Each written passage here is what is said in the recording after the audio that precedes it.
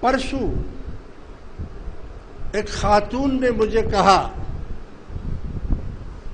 کہ میں نے یہاں سے 100 روپے میں 10 کتابچے خرید لے لی کہ میں کسی کو وہاں دوں گی، لوگوں کو پھیلانے کے لیے میں دوں گی۔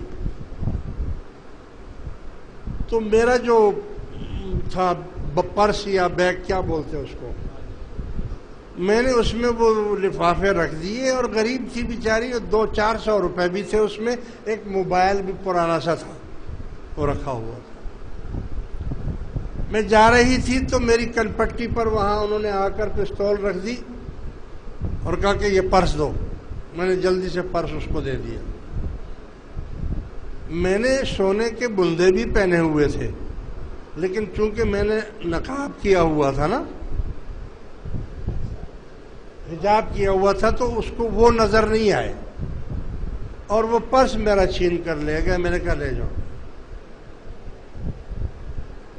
بظاہر تو اس بیچاری کو نقصان تکلیف پہنچی، لیکن اللہ کی حکمت کو دیکھیں کہ وہ کتابچے جو اس میں لے کر وہ چور اور ڈاکو چلے گئے، کیا وہ اس کو پڑھیں گے نہیں؟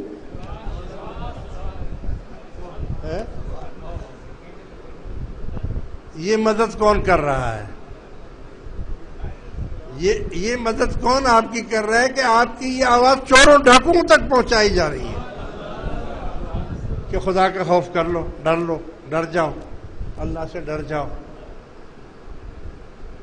یہ حکمرانوں تک بھی پہنچے گا تو حکمرانوں کو بھی کہا جائے گا خدا کا خوف کر لو، ڈر جاؤ۔ تمہیں معلوم نہیں تم اس وقت کرسی کے پیچھے اندھے ہو گئے ہو، لیکن اس کا انجام کیا ہوگا؟ اس سے بچو، ڈرو اللہ سے۔ ہمیں بھی خدا خوف اپنا دے۔ اس میں دونوں چیزیں ہیں، عذاب بھی ہے اور خوشخبری بھی ہے۔ آپ خوشخبری بھی سنائیں لوگوں کو اس کی، تقویٰ کی، اور عذاب بھی سنائیں۔ پھر دیکھیں جیسے قرآن شریف میں آتا ہے وَلِمَنْ خَافَ مَقَامَ رَبِّهِ جَنَّتَانِ فَبِأَيِّ آلَاءِ رَبِّكُمَا تُكَذِّبَانِ۔ اور جو اپنے رب سے ڈرا، خوف کیا اللہ کا، اس کے لیے 2 جنت۔